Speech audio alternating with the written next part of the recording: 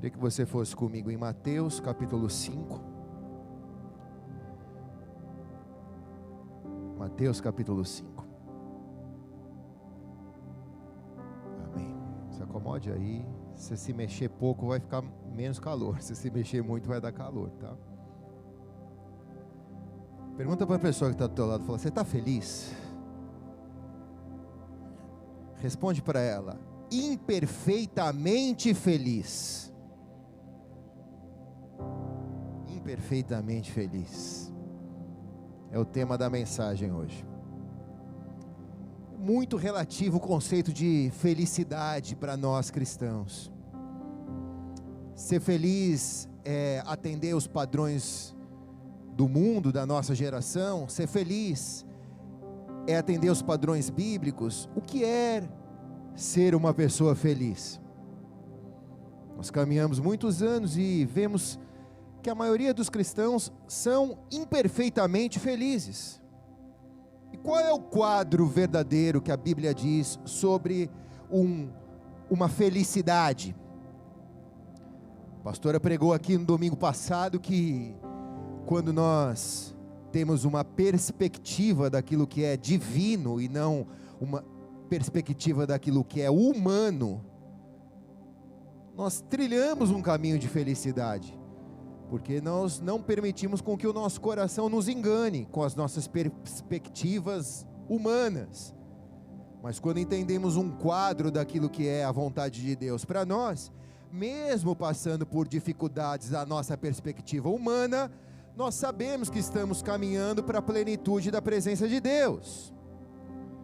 Então, ser feliz para os cristãos, ou para aqueles que são biblicamente pautados pelas Escrituras, é cumprir o que Mateus 5, do versículo 1 a 12, nos apresenta. Diz assim o texto: quando Jesus viu aquelas multidões, subiu em um monte e sentou-se. Seus discípulos chegaram perto dele e ele começou a ensinar e disse: Jesus, aqui vai o quadro, felizes são as pessoas que sabem que são espiritualmente pobres, pois o reino do céu é delas. Felizes as pessoas que choram, pois Deus as consolará. Felizes as pessoas humildes, pois receberão o que Deus tem prometido.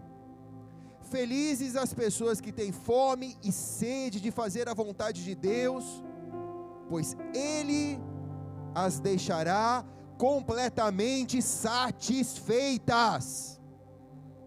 Felizes as pessoas que têm misericórdia dos outros, pois Deus terá misericórdia delas.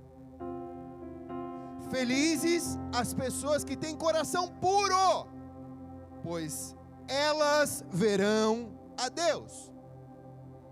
Felizes as pessoas que trabalham em paz, pois Deus as tratará como seus filhos. Essa daqui é a minha.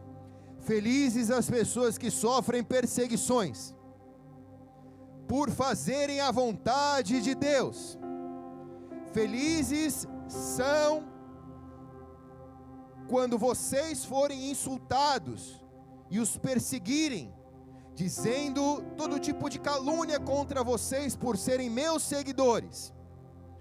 Fiquem alegres e felizes, pois uma grande recompensa está guardada no céu para vocês.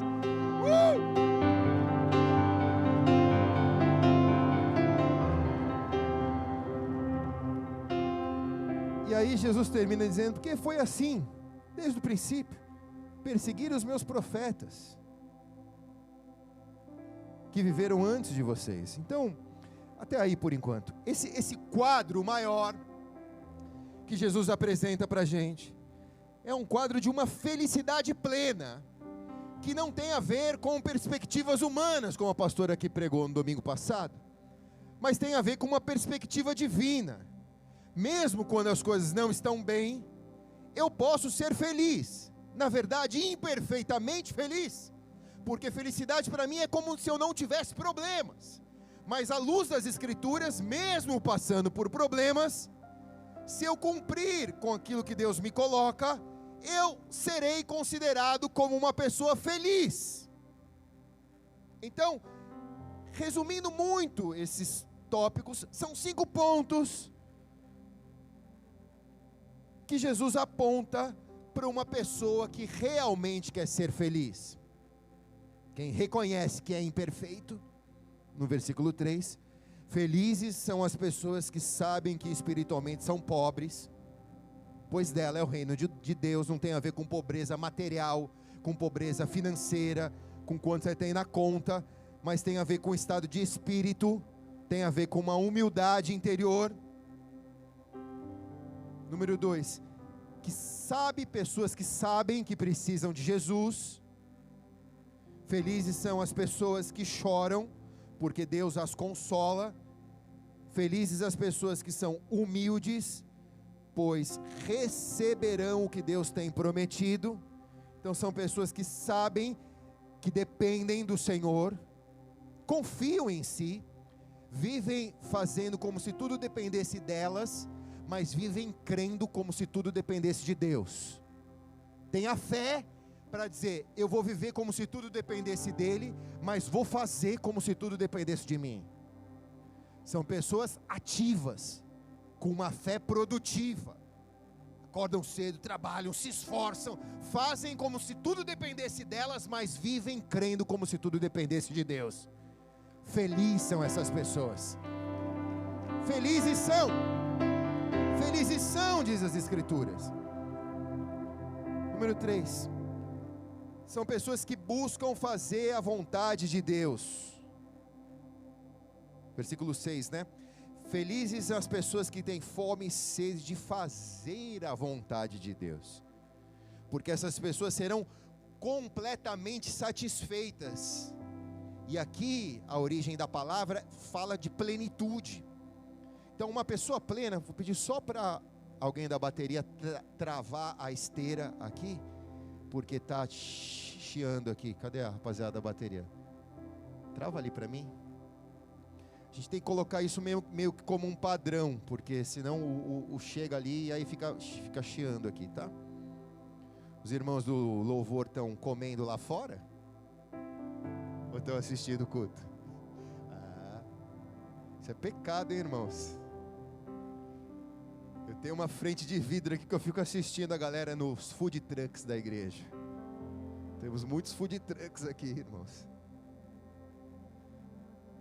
Então, aquele que busca fazer a vontade de Deus, essa pessoa é plena.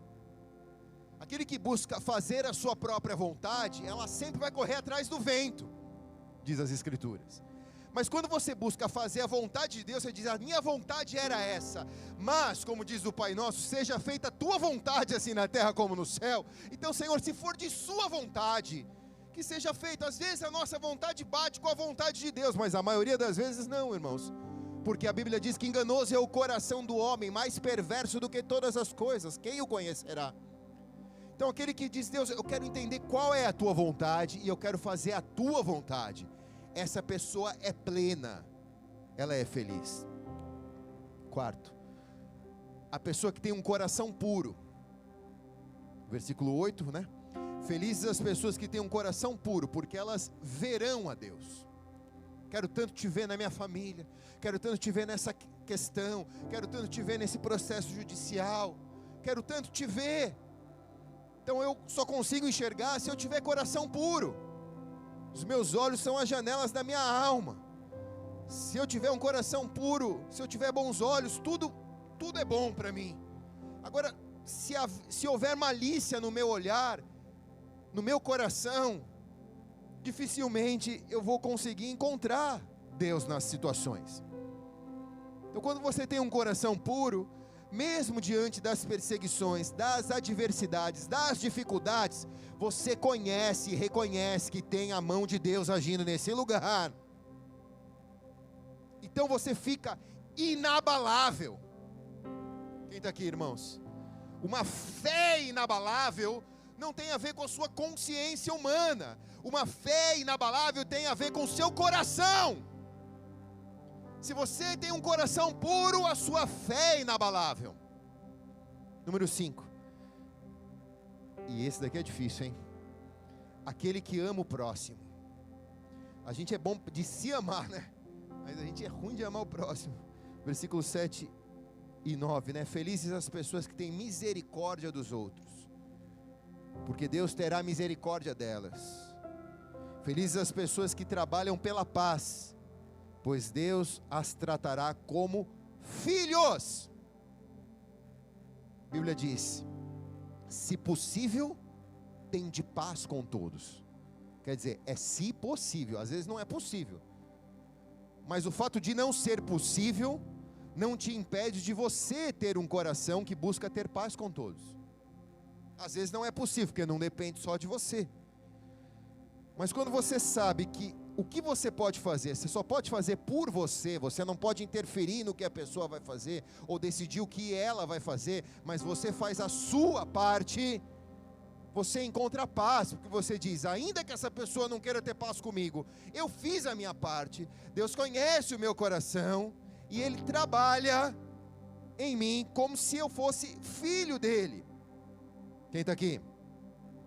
Então, eu sei que ao olharmos para as Escrituras, nós nos vemos imperfeitos. Isso é tudo bem, glória a Deus por isso.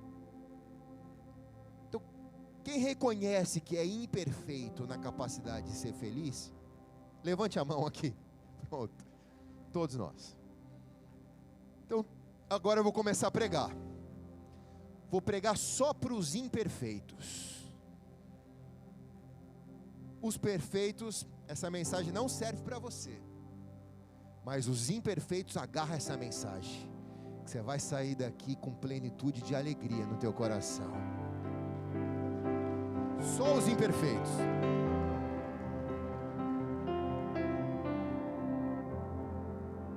Mateus capítulo 5, versículo 3. Felizes são as pessoas que sabem que são espiritualmente pobres, pois o reino de Deus é delas. Romanos 7, 18. Porque eu sei que aquilo que é bom não vive em mim. Isso é, na minha natureza humana, na minha perspectiva humana. Porque mesmo tendo dentro de mim a vontade de fazer o bem, eu não consigo fazê-la. Isso significa que eu sou imperfeito. A minha natureza humana, ela é imperfeita. Então eu reconheço a minha imperfeição. Eu sei que o quadro de Deus é de felicidade. Eu sei que eu sou imperfeitamente feliz. Mas ao reconhecer a minha imperfeição, eu começo a mudar a minha programação interior. Eu ia falar os meus códigos, mas ia ficar muito Pablo Marçal, né? Eu começo a mudar os meus códigos interior. Quem está aqui, irmãos? A gente percebe as nossas imperfeições, geralmente, em 3 situações: nos nossos hábitos, nas nossas compulsões e nos nossos vícios. E aqui eu quero trazer só uma breve explicação de cada um deles. Hábitos são comportamentos não inatos que se tornam repetitivos e fixos e acabam se consolidando na memória e criando um caminho sólido de rotinas. Então eu fico fazendo isso, aquilo virou um hábito na minha vida, e aquilo acaba entrando num caminho de rotina, num caminho solidificado na minha rotina. Então eu percebo os meus hábitos quando eu escovo os meus dentes, tomo banho, penteio o cabelo, e eu percebo que eu faço sempre numa sequência, porque aquilo se tornou um hábito. Ou seja, um hábito foi criado e aquilo se tornou uma rotina. Então, fique 60 dias lendo a Bíblia todos os dias e estudando as Escrituras todos os dias, que este hábito se torna uma rotina saudável na tua vida. Você mudou o teu hábito. Quem está aqui, irmãos? Fique 60 dias acordando 5:30 da manhã para orar e treinar, que isso se torna um hábito, que se torna uma rotina consolidada e que vai mudar a tua vida. Quem está aqui? Fique 60 dias maratonando na Netflix e dormindo 3 horas da manhã, que isso se torna um hábito e se torna parte de uma rotina que talvez te prejudique. Quem está aqui, irmãos? Então, avalie os seus hábitos. Compulsões é o impulso ou a sensação de estar sendo levado irresistivelmente a executar alguma ação, até mesmo irracional. O compulsivo busca aliviar os seus dores, as suas traumas, as suas inseguranças em algo externo. Ele tenta suprir uma carência, um vazio, que ele mesmo não sabe de onde vem e por que acontece. Então a prática da compulsão é uma forma de substituição, é um negócio. O indivíduo sente que falta algo na vida dele e ele acaba buscando nas compulsões o alívio dos seus sentimentos.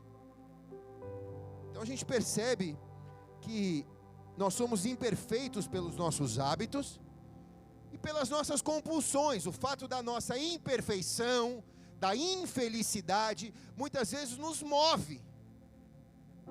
Então a irmã estava orando com o irmão e de repente não deu certo, e glória a Deus que não deu certo, mas por causa da imperfeição, a irmã compra uma caixa de bombom, se tranca no quarto, apaga a luz e fica ali, afundada no chocolate. É uma compulsão. E por que eu estou comendo de uma maneira compulsiva?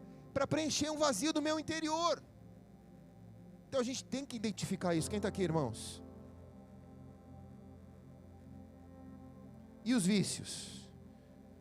Do latim significa falha, defeito, que é a repetição da compulsão, que acaba degenerando e trazendo prejuízo a nós e aos que convivem conosco. Uma pessoa viciada, ela tem prazer no que faz, mesmo que seja momentâneo. Então, primeira coisa, é preciso admitir que você gosta de pecar, que se o pecado fosse ruim, você não pecava. Daquele ato de comportamento não ia se perpetuar tantas vezes. Então, a compulsão, o vício, ele envolve alterações no comportamento, deterioração física, estresse familiar, problemas financeiros, destruição de carreira profissional, a perda da saúde mental. Então é um ponto sempre complicado quando nós olhamos para dentro de nós e vemos quanta imperfeição, quanta iniquidade nós carregamos dentro de nós. Então, assim, como eu disse que esse culto é para os imperfeitos, é para mim e para você. Eu tenho os meus hábitos, eu tenho as minhas compulsões e eu tenho os meus vícios. Você tem os seus. E se você sair daqui com eles identificados, já é um grande começo para você ser perfeitamente feliz na presença de Deus. Ou como as Escrituras diz, bem-aventurado você serás. Quem está aqui? Hoje ser feliz não é ter uma vida instagramável, ter um Instagram que demonstra felicidade, não é ser a pessoa mais feliz no rolê, não é ser o amigo que todos riem, não é ser uma pessoa que demonstra ter uma vida perfeita, ou que nunca apresenta problemas, ou uma pessoa com dinheiro, ou uma pessoa com roupas de marca, ou uma pessoa que tem milhares de seguidores. Feliz é aquele que sabe, preste atenção, é aquele que sabe que espiritualmente, segundo as Escrituras, ele é pobre, ele é imperfeito, ele é um fracasso sem Deus, porque a Bíblia chama que esses vão ganhar o reino de Deus. Então, o feliz é o que começa identificando a sua infelicidade, a sua imperfeição. Ele identifica que ele é pobre nas suas emoções, ele é imperfeito nas suas decisões, que sem Deus ele é um fracasso. Eu gosto muito de Martim Lutero numa frase que ele diz: pensei que o velho homem tinha morrido nas águas do batismo, mas eu descobri que o infeliz sabia nadar, e agora eu tenho que matá-lo todo dia. Todos os dias aqui você vai ter que se converter, todos os dias você vai ter que morrer aqui. Quem está aqui, irmãos? Você se batizou, tá ali, mas você descobre que voltou as compulsões, voltou os hábitos, voltou os desejos pecaminosos, voltou os vícios. Isso é a vida real. Quem está aqui? E às vezes se entregar a você mesmo te impede de se entregar para Deus e ser um bem-aventurado. Então eu vou te dar 4 chaves aqui. Primeira delas: pare de negar os seus problemas. A gente tem que ser sincero com a gente, tem que ser sincero com quem Deus colocou ao nosso lado para nos ajudar nessa jornada, nos pastorear, nos liderar, seja lá como você queira chamar, nos mentorear. A gente tem que ser sincero com quem Deus colocou ao nosso lado, que às vezes é o nosso parceiro de caminhada, o marido, a esposa. A gente tem que ser sincero. A gente tem que admitir, cara, bota um bloqueio aí nessa televisão. Eu não posso ter a televisão desbloqueada, que senão eu vou sapear coisa que não devo, porque isso é uma compulsão, isso é um vício, isso é um hábito. A gente tem que parar de negar os nossos problemas. A gente tem que começar a admitir: eu não posso ir ali no happy hour, porque eu passo tentação de tomar uma breja, então eu não quero mais tomar breja, então eu não quero ir mais lá. Então eu tenho que aprender a reconhecer os meus problemas. Então assim, Salmo 32, de 3 a 5 diz: então não confessei o meu pecado, eu me cansava chorando o dia inteiro, dia e noite tu me castigaste, ó Deus, e as minhas forças se acabaram como um sereno que seca no calor do verão. Então eu confessei o meu pecado, e eu não escondi a minha maldade. Resolvi confessar tudo, e tu perdoaste todos os meus pecados. Quem está aqui, irmãos? Bom, eu não vou botar uma cabine preta aqui e fazer uma fila do confessatório, que chama, né? Como que é? Confessionário. Porque quando você começar a falar, eu já vou saber quem é você. E eu vou abrir a janelinha e falar: cara de pau, né? Quem está aqui, irmãos? Não funciona isso na igreja cristã. O que funciona é isso daqui, ó: dobrar o teu joelho na tua casa, orar ao Senhor e confessar ao Senhor: Senhor, eu estou arrependido, estou mal, estou arrebentado, estou zoado, estou imperfeito, estou infeliz. Ajusta as coisas. O fato de eu ficar negando os meus problemas, eu vou adoecendo nas minhas emoções, eu vou desperdiçando a minha energia. Escute bem, eu vou impedindo o meu crescimento, eu vou me isolando de Deus, eu acabo prejudicando os meus relacionamentos, eu acabo prolongando a minha dor. Então, seja inteligente. Bem-aventurado aqueles que sabem identificar os seus problemas, a raiz de suas imperfeições, seja compulsão, vício ou mau hábito. Quem está aqui? Chave número 2: pare de brincar de ser Deus. Você nunca será Deus, nem o seu próprio Deus você será. Salmo 32, de 8 a 9. Ó Senhor Deus, o Senhor Deus me disse: eu lhe ensinarei o caminho por onde você deve ir, eu vou guiá-lo e orientá-lo. E aí Deus diz: não seja uma pessoa sem juízo, como o cavalo ou a mula, que precisam ser guiados com cabresto e rédea, para que obedeça. É forte isso, irmãos. Isso daqui é forte. Quem está aqui? Jesus dizendo para você essa manhã: eu vou ensinar o caminho que você deve ir. É a parte boa. Eu vou te guiar e eu vou te orientar. Jesus está dizendo: eu não vou te controlar, eu não vou te mandar. Você não vai ser um robô evangélico. Eu vou ser seu pai, Você vai ser meu filho. Eu vou te orientar, eu vou te guiar. Mas aí ele também diz: não seja uma pessoa sem juízo. Ele compara as pessoas sem juízo como um cavalo ou uma mula, que precisa do cabresto, da rédea, para que obedeçam. Ele não está dizendo que vai colocar rédea e cabresto. O pai não coloca rédea e cabresto. O pai ensina, ele guia e orienta por onde temos que ir. Você é livre, irmão. Você pode ir para onde você quiser. Tudo posso, mas nem tudo me convém. Quando eu entro aonde não me convém, eu recebo uma rédea e recebo um cabresto. E aí a pergunta é: quem guia a rédea e quem guia o cabresto? Se Deus não põe rédea e cabresto, o meu próprio coração vai guiar a minha rédea e meu cabresto. Quer dizer, eu vou ser uma mula desgovernada, eu vou ser um cavalo desgovernado, eu vou me guiar para um caminho ruim, porque eu assumo. Então eu estou brincando de ser Deus, eu assumo as rédeas da minha vida. Não, Deus, sei que o Senhor é bom, mas deixa que daqui para frente eu cuido, eu sei fazer melhor, deixa eu decidir o que é melhor para mim.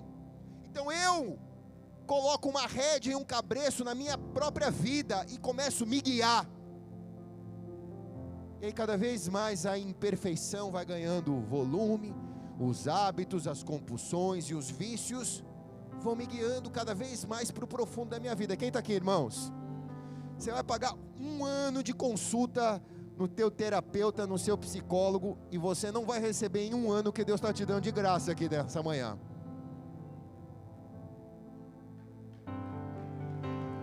Estou sendo sincero com você. Então nessa manhã, Senhor, eu entrego a minha vida nas tuas mãos. Guia-me, me orienta, Senhor. Eu sei que o Senhor tem o melhor para mim. Me guia, me orienta. Aumenta só um pouquinho aqui o microfone, Rafa. Então, número 2, pare de brincar de ser Deus. Número 3, isso. Admita a incapacidade de mudar. Porque se você não admite que você é incapaz, você se acha capaz. E se você acha, Deus deixa de agir. Então é melhor você admitir: Senhor, eu preciso de uma interferência divina, de uma intervenção divina, para mudar a minha maneira de pensar, para agir de uma maneira diferente, para mudar os meus olhos, meu jeito de falar, meu jeito de responder a minha esposa, o meu marido, meu jeito de tratar os meus filhos. Salmo 32:10. Os maus sofrem muito, mas os que confiam em Deus, o Senhor, são protegidos pelo seu amor. Quando você admite a sua incapacidade de mudar, você começa a dizer: Senhor, eu não estou entendendo as coisas, eu não estou negando os meus problemas, eu não estou assumindo o comando da minha vida achando que eu sou Deus, mas também eu tenho que admitir que eu não tenho capacidade para mudar. Eu preciso que o Senhor faça, que o Senhor opere em mim, que o Senhor me mostre. Então me ensina, Senhor, me ensina. Eu preciso ser protegido pelo seu amor. Eu não quero sofrer. A Bíblia diz que os maus sofrem. Então Deus, eu não quero sofrer. Deus não chamou você para sofrer. Deus chamou você para proteger você. Se a sua família tem sofrido, Deus não chamou a sua família para sofrer. Deus chamou a sua família para proteger a sua família. Então admite isso. Número 4. E aí então, ao admitir isso, eu admito que eu preciso da ajuda de Deus. Salmo 147, 3 e 5. Só Ele cura os de coração quebrantado e enfaixa as suas feridas. Grande é o nosso Senhor e tremendo em seu poder. é impossível medir o seu entendimento de nós. Eu gosto de Romanos 7, 18 a 20, 24 a 25. Sei que nada de bom habita em mim, isso é, na minha carne, porque eu tenho desejo de fazer o que é bom, mas não faço. Pois não faço o bem que desejo, mas continuo praticando o mal que não desejo. Ora, se faço o que não desejo, já não sou eu que faz, mas o pecado que habita em mim. Miserável homem eu sou. Quem me dera libertar-me deste corpo sujeito à morte. Graças a Deus por Jesus Cristo nosso Senhor. De modo que com a mente, eu próprio sou servo da lei de Deus, mas com a carne, sou escravo da lei do pecado. Quer dizer, o escritor de Romanos está dizendo, se eu agir por mim, eu sou escravo dessa lei do pecado, da lei dos vícios, dos hábitos e das compulsões. Mas se eu tiver a mente de Cristo, eu sou servo dele, e não dos meus próprios desejos. Então aqui habita o segredo. Admitir que eu preciso da ajuda de Deus, é admitir que eu preciso, no grego, de uma metanoia. Diga metanoia. Mudança de mente. Quer dizer que se eu mudar o meu programador central, todas as coisas começam a mudar. É como um dominó, que eu derrubo e começo a derrubar todas as barreiras que me impedem de servir a Deus. Então Deus, me ajuda a pensar de uma maneira diferente. Põe os teus pensamentos em mim. Me traz uma metanoia. Felizes, Salmo 32, de 1 a 2. Felizes aquele cujas maldades Deus perdoa e cujos pecados Ele apaga. Feliz aquele que o Senhor Deus não acusa de fazer coisas más e que não age com falsidade. O fato de eu começar a pensar que a vontade de Deus é boa, perfeita e agradável para mim, entregar as rédeas da minha vida para Deus, aprender que Ele vai me guiar, que o que Ele tem para mim é o melhor, enxergar as minhas imperfeições, confiar que se Ele não agir, nada eu posso fazer, mas que se Ele me mostrar, eu vou fazer o melhor para ser uma pessoa diferente. Quem está aqui, irmãos? Se é para Ele, faz melhor, vai. Se é para mim, não precisa nem aplaudir.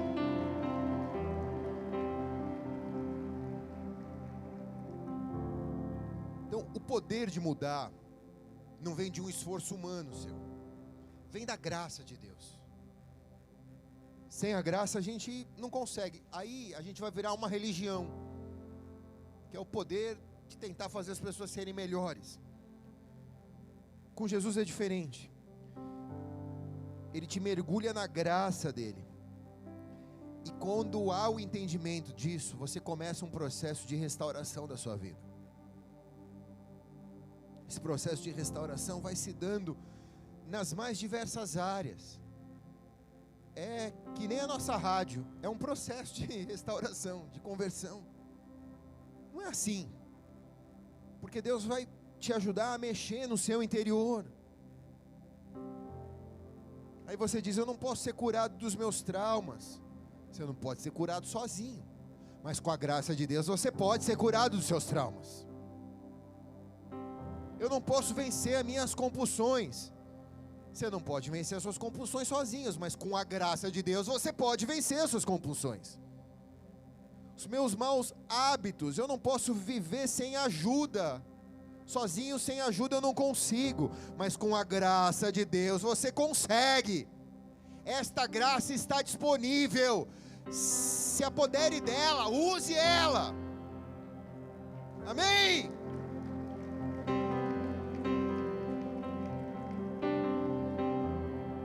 Pastor, uma parte da minha vida está controlada por Deus, mas outra parte é um trem desgovernado. Chama a graça de Deus sobre ela. Eu preciso da tua graça, Senhor, porque eu não posso estar com uma parte da minha vida ok e com a outra parte não ok. Eu quero a tua graça sobre mim. Quanto mais eu tento, mais eu erro, porque você está tentando sem a graça de Deus. Você está tentando na força da carne, na força do braço. Está gastando horrores como aquela mulher e não era curada. Ela gastou toda a fortuna e não foi curada, mas se aproximou de Jesus, e o fato dela ter tocado nas orlas do manto de Jesus, ela foi curada. Quem está aqui, irmãos? Por causa da graça de Deus. Então, Senhor, eu não quero sair daqui com a minha navegação. Eu não quero pegar o meu GPS, o meu Waze espiritual e dizer, eu quero ir para tal lugar. E aí eu vou fazer uma oração dizendo, Senhor, me guia para tal lugar. A mentalidade da graça de Deus é diferente. A mentalidade da graça de Deus é, Senhor, está aqui meu GPS. O Senhor sabe que eu tenho que ir para tal lugar. Mas põe o Senhor a tua programação. Porque talvez para chegar nesse lugar que eu queira chegar, eu tenho que passar por outros que vai mudar a minha vida. E talvez seja esse o destino final. Mas ao chegar lá, eu vou valorizar, Senhor. Porque eu não quero a terra da promessa sem o Deus da promessa. Eu não quero a terra que mana leite e mel sem o Deus que faz a terra manar leite e mel. Então eu abro mão da terra, eu abro mão da promessa, mas eu não abro mão do Senhor me guiar. Quem está comigo aqui essa manhã?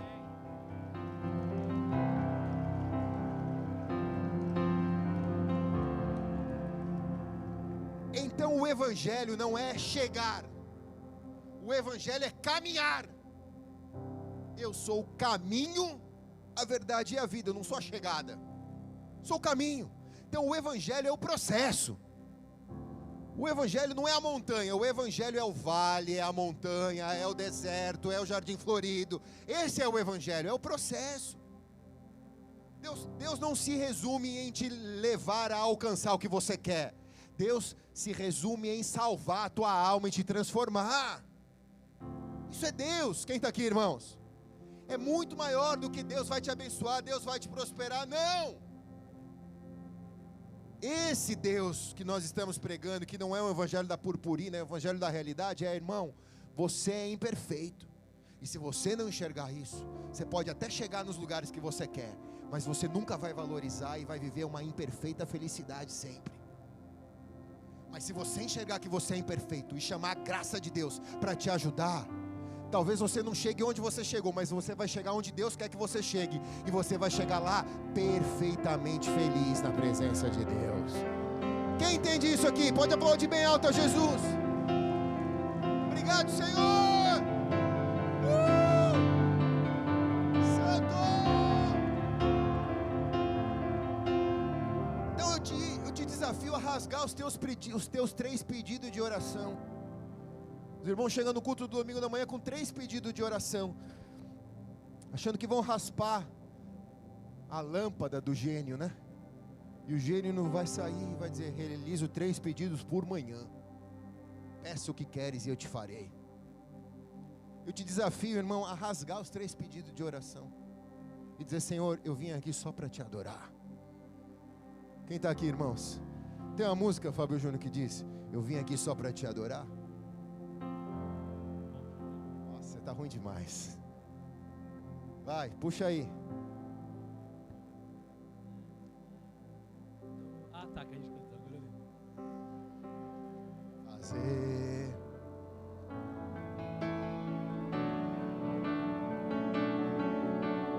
e te dar louvor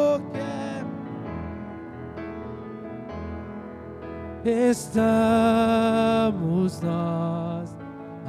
Só para te adorar, vai. Capricha bem alto.